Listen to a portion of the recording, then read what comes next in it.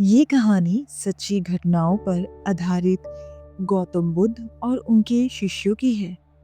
मगर ये कहानी हमारे असल जीवन को भी बहुत प्रभावित करती है। एक दिन गौतम बुद्ध अपने शिष्यों के साथ एकदम शांत बैठे हुए थे। उन्हें इस प्रकार बैठे हुए देख शिष्य चिंतित हो गए कि कहीं वह अस्वस्थ तो नहीं।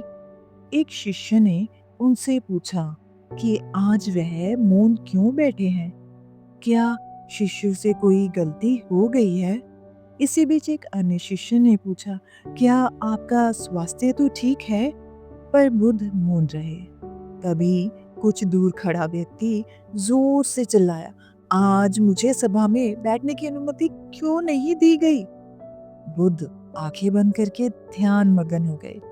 वह व्यक्ति फिर से चिल्लाया, मुझे प्रवेश की अनुमति क्यों नहीं मिली? इसी बीच एक दयावान शिष्य ने उसका पक्ष लेते हुए कहा कि उसे सभा में आने की अनुमति प्रदान की जाए। बुद्ध ने आंखें खोली और बोले, नहीं, वह अछूत है, उसे आज्ञा नहीं दी जा सकती। यह सुनकर शिष्यों को बड़ा आश्चर्य हुआ। बुद्ध उनके मन का भाव समझ गए और बोले, हाँ, वह अछूत है। इस पे कई शिष्य बोले, हमारे आश्रम में जात पात का कोई भेद ही नहीं, फिर वह अछूत कैसे हो गया?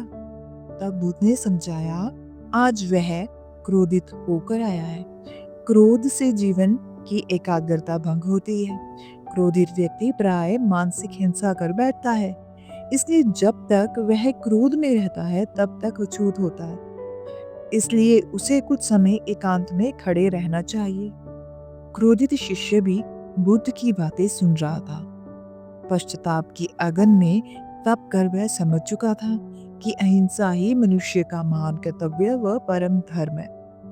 वह बुद्ध के चरणों में गिर पड़ा और कभी क्रोध ना करने का प्रण लिया।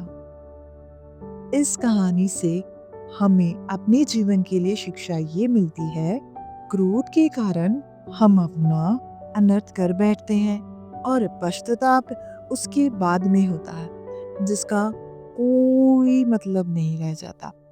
हमें क्रोध करना नहीं चाहिए। असल मायने में क्रोधित व्यक्ति अछूत ही हो जाता है और उसे अकेला छोड़ देना चाहिए। क्रोध करने से तन, मन और धन तीनों की हानि होती है।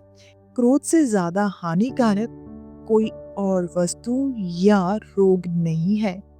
धन्यवाद।